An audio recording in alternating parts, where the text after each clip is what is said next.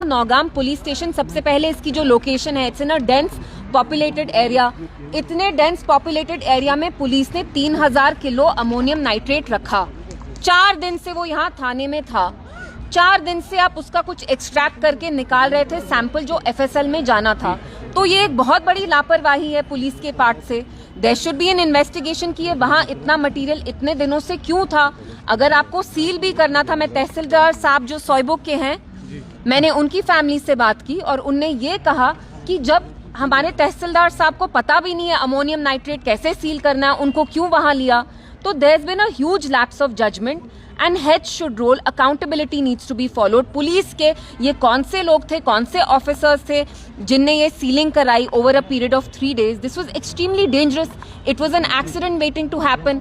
और उसके बाद भी आप देखिए जो यहाँ पकड़ धकड़ का माहौल स्टार्ट हो गया। जो फ्रूट वेंडर थे, ड्राई फ्रूट सेलर थे, बिलाल वानी, जिनने अपने आप को आग लगाई, उनका आज निधन हो गया, ही हैज डाइड। तो आप अगर सबको पनिश करेंगे, सबको आप देशद्रोही बनाएंगे कश्मीर में, तो उसका फिर क्या रिजल्ट होगा।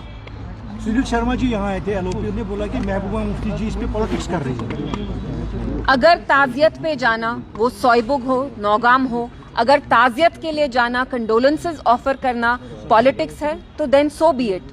आप उनसे ये सवाल क्यों नहीं पूछते कि पुलिस जो एमएचए के अंडर आता है उनसे कोई सवाल क्यों नहीं कर रहा है। अगर हमारा सवाल करने का मतलब ये है कि हम पॉलिटिक्स कर रहे हैं, तो हम पॉलिटिशियंस होके क्या करें फिर।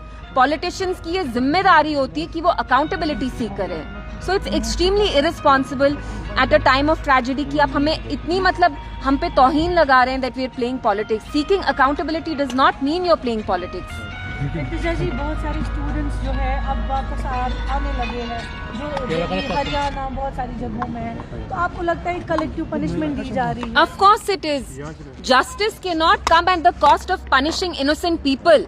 Somehow, justice in Jammu and Kashmir has always meant that you invalidate a Kashmiri's sense of dignity, a Kashmiri's sense of self-respect, his right to live, his right to express his opinion.